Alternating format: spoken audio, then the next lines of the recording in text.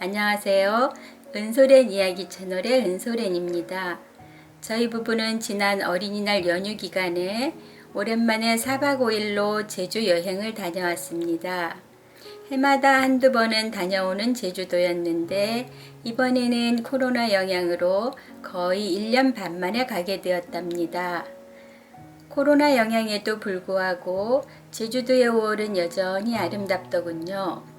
이번 여행은 좀 재미있는 컨셉으로 다녀왔는데 제주 한 달 살기 예행 연습이라는 컨셉이었어요. 요새 많은 분들이 은퇴 버킷리스트를 들어보면 제주 한 달 살기가 들어있잖아요.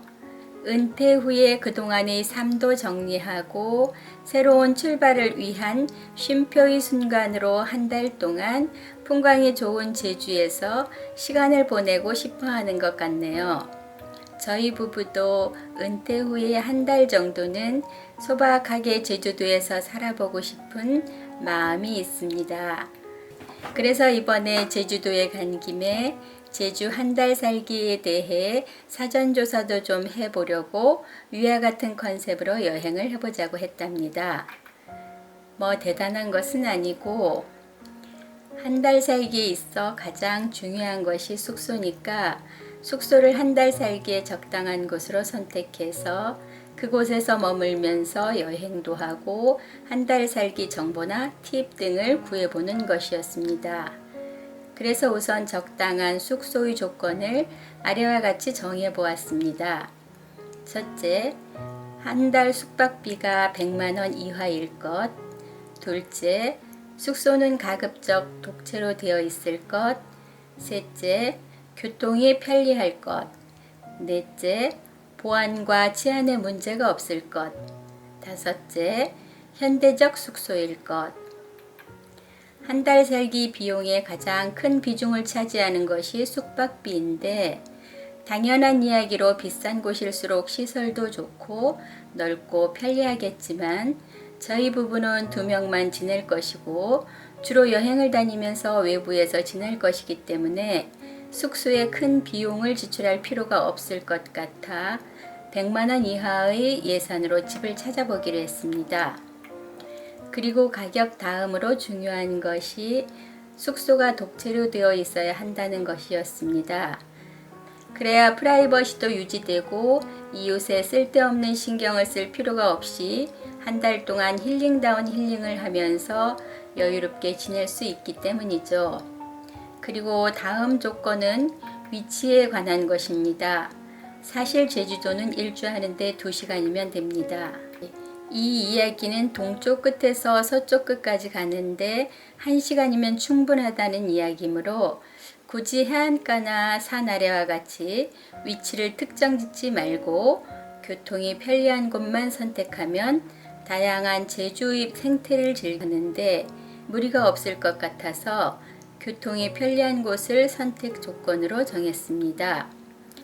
그리고 한 달이라는 제법 긴 시간을 낯선 곳에서 보내야 하는데 너무 외딴 곳에 묵게 되면 보안이라던가 치안에 취약할 수 있으므로 이 부분도 선택 조건으로 넣었답니다. 마지막으로는 집이 현대식이면 좋을 것 같아요. 한 달 살면서 텃밭을 가꾸고 전원 생활을 하겠다는 목적이 아니므로 저희들이 생활 습관에 익숙한 현대식 주택이면 좋겠다고 생각을 했어요. 제주 전통 가옥에 살아보는 것도 좋겠지만 벌레가 나오고 냄새가 나고 하면 곤란하잖아요. 이런 조건을 가지고 인터넷에서 검색 신공을 발휘해서 마침내 한 곳을 찾았네요. 펜션인데 한 달 살기로 묵을 수도 있고 짧은 기간을 체류하는 것도 가능해서 이번 여행의 숙소로 이곳을 예약했습니다. 하루 숙박비 48,000원. 저렴하죠? 바로 이곳입니다. 이번 여행 동안 이곳에 머물면서 아침과 저녁은 식재료를 구입해서 직접 만들어 먹고 주로 점심만 현지 식당에서 해결해서 여행 경비도 많이 줄일 수 있었답니다. 잠시 숨 돌릴 겸 이번 제주 여행 짧게 스케치해 볼 테니 아름다운 제주의 5월 한번 느껴보세요. 이 여행 영상을 마치고 마지막 부분에 이번에 선택한 숙소에 대한 리뷰와 이번 여행을 통해 얻은 한 달 살기 팁들을 소개해 드리니 영상 끝까지 시청해 주세요.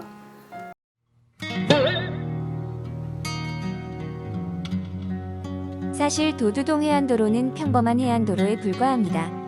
하지만 무지개 색상으로 채색한 정사각형의 방호벽을 배경으로 찍은 예쁜 사진들이 각종 SNS에 많이 올라오면서 사진 촬영의 명소가 된 곳입니다. 도로변에 있어서 차량의 통행량이 많아 한적하게 사진을 촬영하기가 어렵지만 조금 수고하면 예쁜 사진을 건질 수 있는 핫플레이스입니다. 짠! 어느 때든 가파도는 제주 여행의 하이라이트가 되겠지요.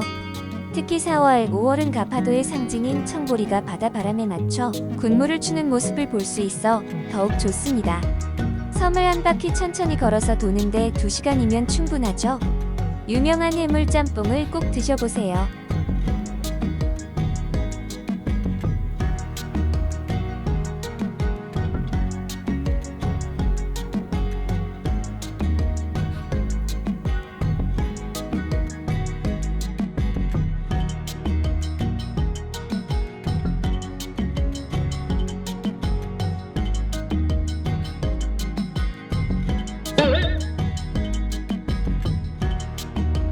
사계해변은 산방산 아래쪽에 위치한 예쁜 해변입니다. 사계란 해안을 따라 형성된 깨끗한 모래와 푸른 물이 어우러지는 명사 몇 개를 일컫는 말이라고 하더군요.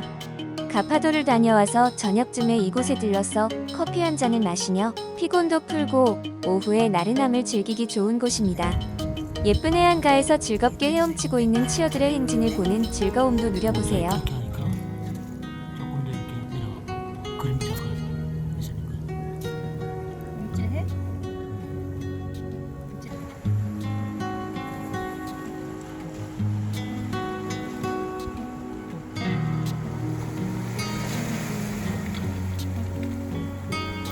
여기요.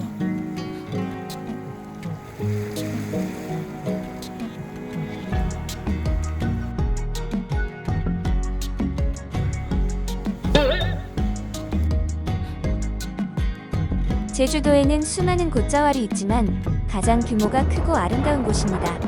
원시림이 잘 보존되어 있어 다양한 수종들의 나무들을 볼 수 있습니다. 특히 바람 부는 날에는 나무가 흔들리는 것이 아니라 숲 전체가 흔들리는 느낌을 받을 정도입니다. 숲이 깊은 만큼 그곳에서 서식하는 수많은 조류들을 만날 수 있고 이들의 지저귀 소리에 귀를 기울여 봐도 좋습니다.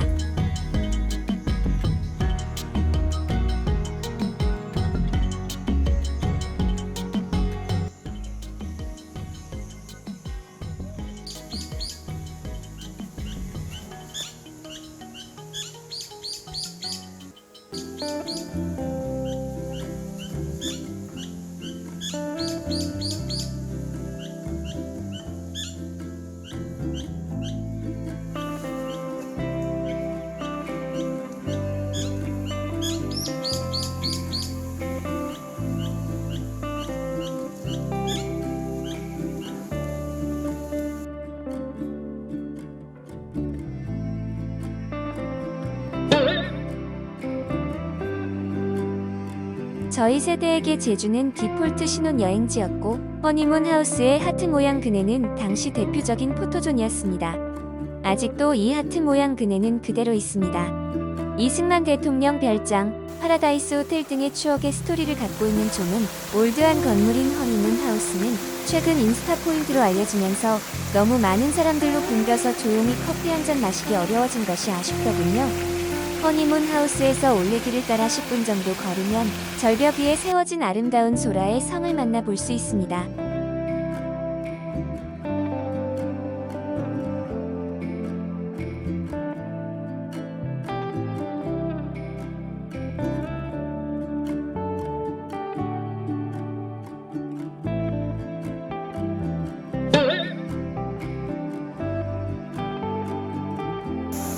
스키리는 화려한 수국꽃을 좋아하시는 분들이라면 놓치지 말아야 할 곳입니다.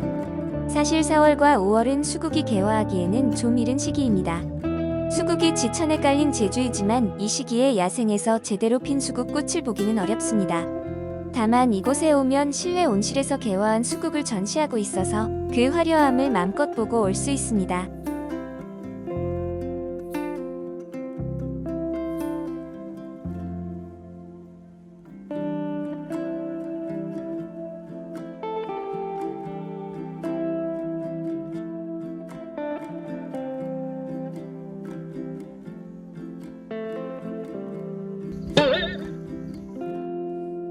피톤치드가 많이 나온다는 삼나무 숲길입니다. 잘 뻗은 삼나무 숲 사이로 데크 산책로가 잘 만들어져 있어서 유모차 휠체어를 이용해서도 산림욕을 즐길 수 있는 곳입니다.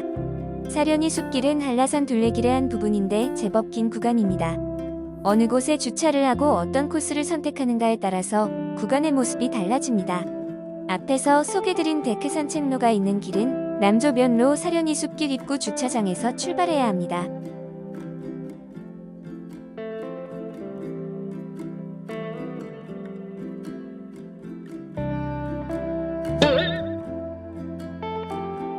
금오름은 한라산의 백록담처럼 오름 정상에 작은 분화구 호수가 있습니다. 호수라고 하기에는 좀 작아서 연못이라고 하는 것이 적당할 듯. 이름이 왕매라고 한다고 하더군요.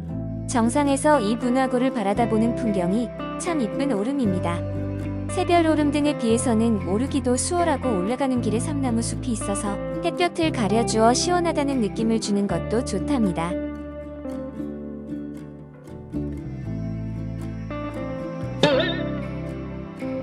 신창 풍차해안도로는 제주에서 가장 아름다운 일몰을 볼 수 있다는 곳입니다.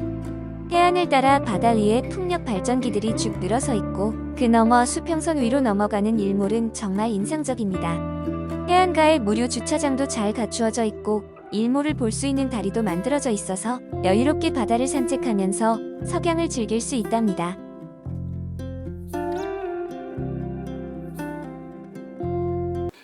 이번에 저희들이 묵었던 곳은 라이온힐 펜션이라는 곳의 10평 규모의 독채룸이었습니다.